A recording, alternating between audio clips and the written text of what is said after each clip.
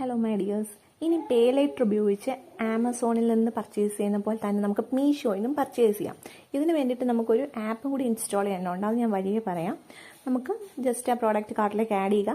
ഇവിടെ pay later എന്ന് പറഞ്ഞൊരു ഓപ്ഷൻ ഇപ്പോൾ വരും. അപ്പോൾ അതിൽ ലേസി പേ എന്ന് പറഞ്ഞൊരു ഓപ്ഷൻ സെലക്ട് ചെയ്യുക. എന്നിട്ട് പേ നൗ കൊടുക്കുക.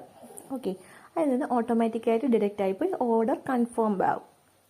ഓക്കെ, അത് നമുക്ക് കാണുന്നുണ്ടല്ലോ. സോ അപ്പം എങ്ങനെയാണ് ആ ഒരു ആപ്പ് ലേസി പേ എന്ന് പറഞ്ഞ ഒരു ആപ്പ് ഇൻസ്റ്റാൾ ചെയ്യേണ്ടതെന്ന് വെച്ചാൽ പ്ലേ സ്റ്റോറിൽ പോയി ലേസി പേ എന്നൊന്ന് സെലക്ട് ചെയ്യുക. ലേസി പേ എന്ന് സെലക്ട് ചെയ്തതിന് ശേഷം അത് ഇൻസ്റ്റാൾ ചെയ്യുക.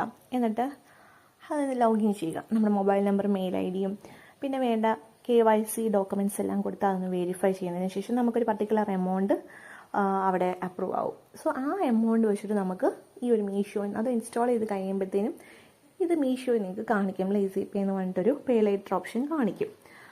അപ്പം നമുക്ക് കണ്ടോ, എൻ്റെ ലിമിറ്റ് ഇനിയും 1123 ബാക്കിയുണ്ട്. ഞാൻ യൂസ് ചെയ്തതിൻ്റെ ബാക്കി ലിമിറ്റ്. എന്നിട്ട് ഇതിൽ നിങ്ങൾക്ക് EMI ആയിട്ട് പേ ചെയ്യാം.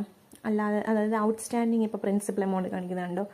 അപ്പം ഞാൻ ഇത്രയും നാളും പർച്ചേസ് ചെയ്ത ഹിസ്റ്ററി എനിക്ക് കാണാൻ പറ്റും. അത് നിങ്ങൾക്ക്